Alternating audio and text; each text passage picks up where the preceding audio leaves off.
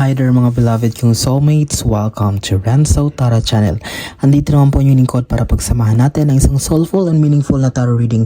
Dito lamang po sa inyong laging inaabangan, sinusubaybayan at pinakamal na Renzo Tarot Channel. May shoutout po sa lahat ng ating soulmates sa buong Pilipinas na lagi nakasubaybay. Lalong-lalo na po ang ating mga masisipag na overseas Filipino workers na nagkalat sa buong mundo, laging nag-aabang at bibigay sa atin ng nakakataba sa puso na support at mga komento. Maraming salamat po sa inyo. Sa ating mga returning viewers, maraming salamat po sa inyong pagtutok. At kapag hindi pa po kayo or bago pa lang po kayo sa ating channel at kapag hindi pa po kayo nakasubscribe, please do subscribe and don't forget to comment kapag nakaresonate, click the notification bell para updated kayo sa ating mga susunod na reading na pagsasamahan. Sige po, ang ating reading ngayon is ang general reading para sa ating mga nasa sign ng Pisces. Ulitin ko po, Pisces, general reading para sa inyo to. General reading, ibig sabihin, hindi lahat makakaresonate. Kunin nyo lang po ang makakaresonate kayo na energy, and kahit anong araw, anong oras nyo ito mapanood ay para po sa inyo ang mensahe ng ating baraha. Okay, isa pang shuffle at sisimulan na natin. Sige. Spirit Universe, Spirit Guides, bigyan niyo po kami ng 10 baraha. Okay, ako na nagpapakita 10 baraha para sa aming general reading for Pisces. Pisces, para sa inyo to. Kapag bago po kayo sa ating channel, ang inyong lingkod po ay kumukuha ng 10 baraha na siyang nating ini-interpret ang mensahe base sa energy na binibigay ng universe. At kukunin na natin dire-diretso o tuloy-tuloy ang 10 baraha para hindi na tayo mag-shuffle. Oh, ang bilis ha. Meron na tayong 7. 3 na lang. Pero hindi na tayo mag-shuffle sapagkat nakaka-distract po siya. 8. Siyam. Last one. At tag-focus lang po tayo. Parang kompleto na. Bilangin ko lang ha. Sige. Pisces, para sa inyo ito. Okay. Bilangin ko lang. 1, 2, 3, 4, 5, 6, 7, 8, 9, 10. Ayun, kompleto na nga. Latag ko na ha. Maraming salamat po sa inyong walang sawang tiwala, suporta, pagmamahal sa Renzo Tarot Channel. Kung ano man ang success at mabilis sa paglago ng ating channel, it's because of you. Mga pinakamahal kong soulmates, yung mga sumama sa akin simula ng ginawa kong YouTube channel na ito hanggang ngayon, hindi talaga umalis, talagang nag-stay at talagang araw-araw nakatutok, nag-aabang ng mga videos ko. Maraming salamat sa inyo. Simulan na natin, Pisces, ang iyong general reading for your opening card. 2 of Wands. Okay, 2 of Wands. I can feel here the energy is that ang situation mo ngayon na nararanasan, or parang andito yung gustong-gusto mong may mangyari sa buhay mo. Gusto mo nang magbago. Okay? You're exploring now the opportunity na parang may baguhin na sa sarili mo. It's because talagang ang energy na ang nare-receive ko dito is because you for a long time parang stagnant kasi isang situation na akala mo ay okay na or parang naging comfort zone mo, but now it's like a big U-turn or parang biglang liko siya na parang out of nowhere, parang pinaano sa'yo ng universe na, oops, why don't you try this one? Parang iba naman. Or maybe because this is the one that is really something for you. Parang that's why you are now thinking, meron iba sa inyo na nagsimula na magsumubok ng iba. Or maybe there are some of you na nagpaplano pa lang. But you really, the energy that I can feel here with this 2 of Wands is parang gusto mo talaga ng something new or something bago sa buhay mo. Okay? Pangalawa, tingnan natin. Mag-comment po kayo kapag nakaresonate kayo ha. Oh, Pisces.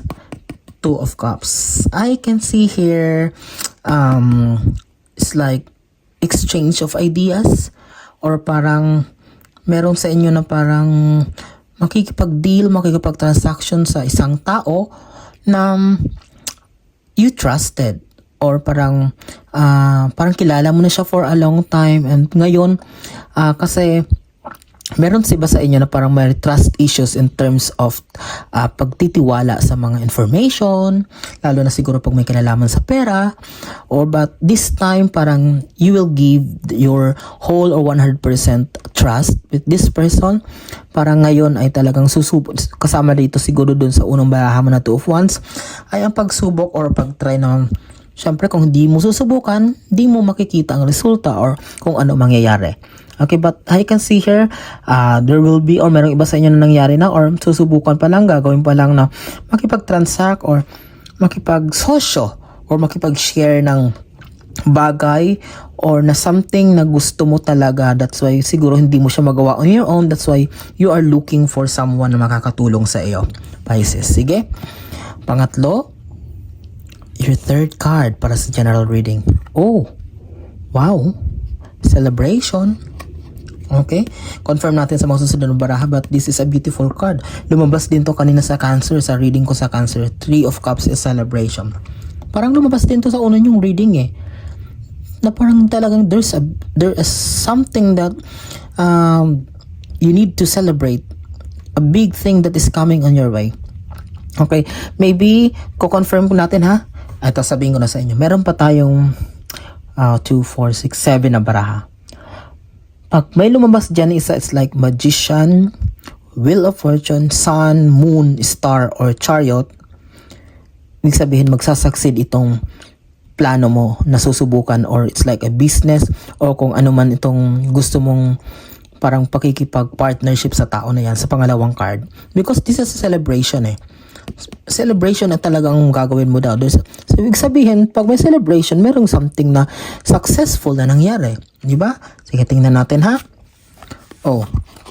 Fourth card is 10 of Swords. Okay.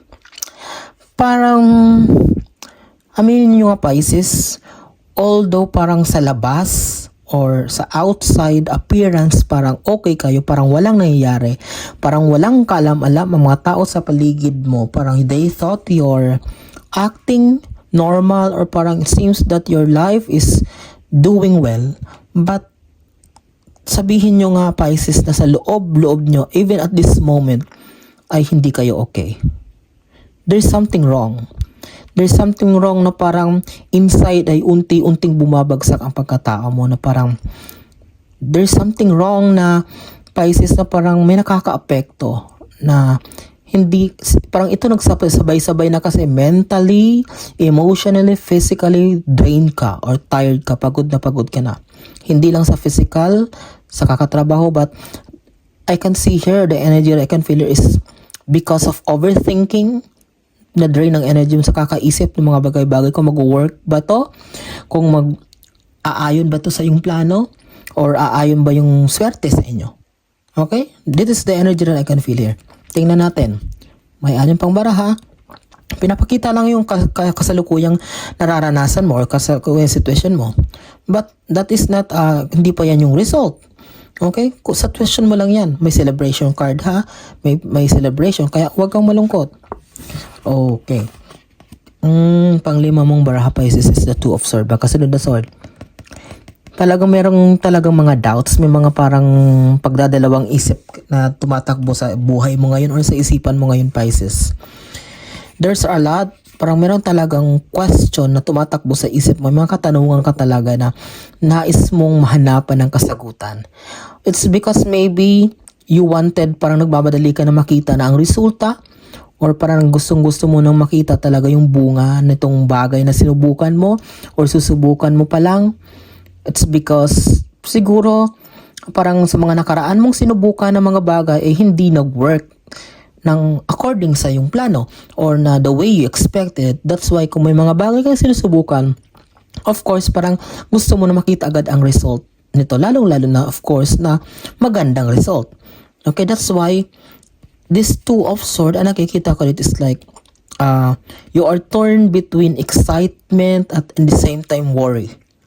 Na-excite ka na medyo kinakabahan. Sige, may 5 pa tayong baraha. Pisces, pang-ano mong baraha? Oh, eto na, nagsisimula na siya. Nagsisimula na mo pakita ang magagandang baraha. 9 of Pentacles, pera. Pang-anim, tanging pera na lumabas sa mga baraha. Okay, 9 of Pentacles, as you can see, a very beautiful color, yellow, joy. At least somehow, there will be a moment in your life na darating na liligaya ka. Pinartneran pa siya ng 3 of Cups, may big celebration. That's why sinasabi ko sa inyo Pisces, hindi pa tapos ang lahat. Ibig sabihin, may parating talaga para sa inyo. Okay, alamin lang natin kung alin to. But there's a gift or there's a blessing in terms of money na parating sa inyo. Or there are some of you na naka-receive na nito. Oh, kung tingnan mo, Pampito, Pisces is 7 of Wands. Meron ba sa inyo, Pisces, aware ba kayo na parang merong tao na sumasabotahe sa mga plano nyo?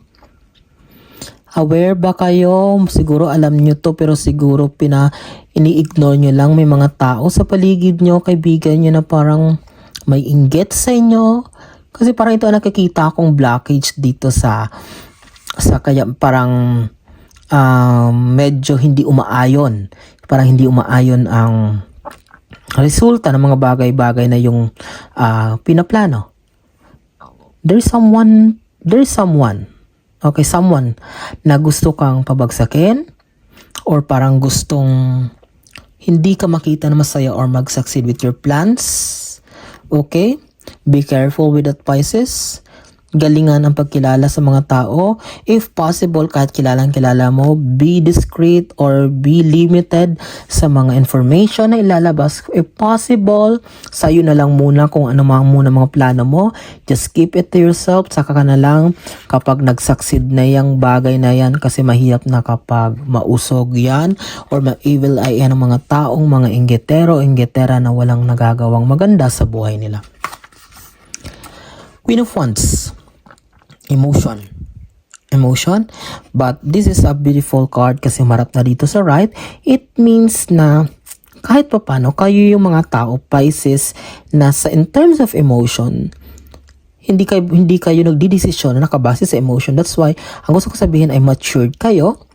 May maturity kayo in terms of emotion. Hindi kayo basta-basta nag-react sa mga sitwasyon na hindi naman talaga dapat kailangan ng overacting na reaction lalo na kung maaring magresulta ito sa hindi maganda. Okay? But nakatapat siya sa 3 of Cups, celebration. Maybe kasama dito celebration is that you will later on sa mga darating na weeks or month is there will be a big change or transformation in terms of your attitude, personality. That's a thing. Hindi lang financial ang sineselebrate natin, kundi yung mga maliliit na bagay na pagbabago sa ating mga buhay na dati ay ginagawa natin hindi nakakatulong, but now you're slowly or little by little you're taking a big step to change it, and that's a good thing kasi para sa ikabubuti mo yan. 9 cards. Your 9th card is the 4 of Cups. You're really thinking talaga. There are a lot of things running on your mind kung talagang paano how to improve yourself. Ayun, nakatapat siya doon sa 10 of Wands. Yan yung sinasabi ko na kaya talagang sa loob ay drain ka, bagsak na bagsak. It's because ang dami mong tumatakbo sa isipan mo na nagwo-worry kung magsasucceed ba, ano bang dapat kong gawin, tama ba tong decision ko. Yan yung Pisces yung nangyayari sa'yo ngayon. Ano ba ang uunahin ko? Is it worth it? Kung ngayon bang perfect time? O bukas na lang, next month ko na lang ito gagawin, sisimulan. Anything that keeps on running on your mind. Instead of taking it calmly or being calm, ay parang na-overwhelm kayo. Or maybe because of excitement, that's why di mo alam na de-drain na yung energy mo kasi mentally, yan yung ginagamit mo. Although kahit nakaupo ka lang dyan, hindi ka masyado kumikilos physically, but kapag ang utak natin ang gumagana, nang tuloy-tuloy, made-drain din tayo, maapektuhan tayo. Okay? 10th and last card, Pisces. Oh, sleepless nights talaga, Pisces. Nakatapat siya sa 2 of Wands. Pisces, sleepless nights, hindi lang to lately, pero karamihan sa inyo nangyayari to ngayon. Ito yung energy na nafe-feel ko. Marami sa inyong nasa Pisces ngayon na hindi makatulog sa dami ng mga na-overwhelmed dito. Sabi ko nga sa mga bagay na gustong mangyari. I understand you kasi sino bang ayaw? Mga ambisyoso kasi kayo. I'm not saying na ambisyoso na negative, and that's a good thing kasi ang gusto kong sabihin kayo mga taong talagang yung pangarap ay talagang mataas for a good thing kasi gusto nyong umimprove ang buhay nyo. Sino bang ayaw yumaman, at least giginhawa ang buhay nyo or makakatulong kayo sa kapwa. But the only advice that I can say to you as of now, Pisces, is just take everything slowly. Wag masyadong biglaan. Okay, kasi ito yung nagkakos sa'yo nito mga sleepless nights, mga swords na to. That's why parang overwhelmed kayo. Kaya, Pisces, take everything slowly, baka maapektuhan na yung health nyo. Pasasahan at magiging okay din ang lahat. Kukuha ko, this is the first time kukuha ko ng isang extra card, just bonus card para to cheer you up. Although may celebration card, hindi naman negative to lahat. Although may celebration card, kukuha lang ako ng isa para sa inyo, Pisces. Oh. Okay, tingnan mo ha. 4 of Pentacles. Pera siya. Di ba? Pera. Ibig sabihin, you just need to be mindful lang. Sabi ko, dahan-dahan lang. One step at a time kasi baka mamaya sa sobrang excitement nyo, sa sobrang pagmamadali nyo na ma-achieve ang mga bagay-bagay, baka mamaya pati itong mga savings nyo, investment nyo, baka maubos or baka madamay dito kung hindi mag-succeed ang lahat ng bagay. Okay? This is not the best time, Pisces, para magmadali. Everything will work on your way. Konting tiyaga lang, just enjoy the moment. Okay? Kasi yan, naapektuhan na yung pagtulog nyo at up to the point na may mga taong kasama din ito nakaka-apekto itong mga taong mga nega sa paligid mo na gusto kang o na iinggit sa'yo. But may lumabas na kabirahan, may celebration. Okay. That celebration will be coming on your life. Not now, but on the soonest time. But the final advice that I can give to you based on the energy that I can feel in the universe, just focus on the small things that you have as of now. At maging kontento, be grateful. Well, pasasaan. Sa tamang panahon, ibibigay sa universe ang lahat. And you will be celebrating. Okay, Pisces? Naway malinaw ang ating reading ngayon. Nag-guide ko kayo, nabigyan ko kayo ng pag-asa. Soulful and meaningful na tarot reading.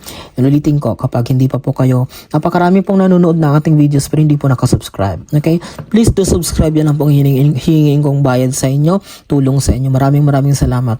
Click the notification bell para kapag may bago tayong upload, mananotify kayo at malalaman nyo na may bago tayong readings. Okay? Maraming salamat sa inyong walang sawang tiwala, suporta. Please do share our video, our channel sa inyong mga kakilala, kaibigan, kamag-anak na mahilig rin sa tarot reading. Maraming salamat sa inyong pagmamahal at laging panonood nating videos. Mag-iingat kayo lagi at saan man kayo naroon. Alam nang ginagawa nyo ngayon. God bless us all.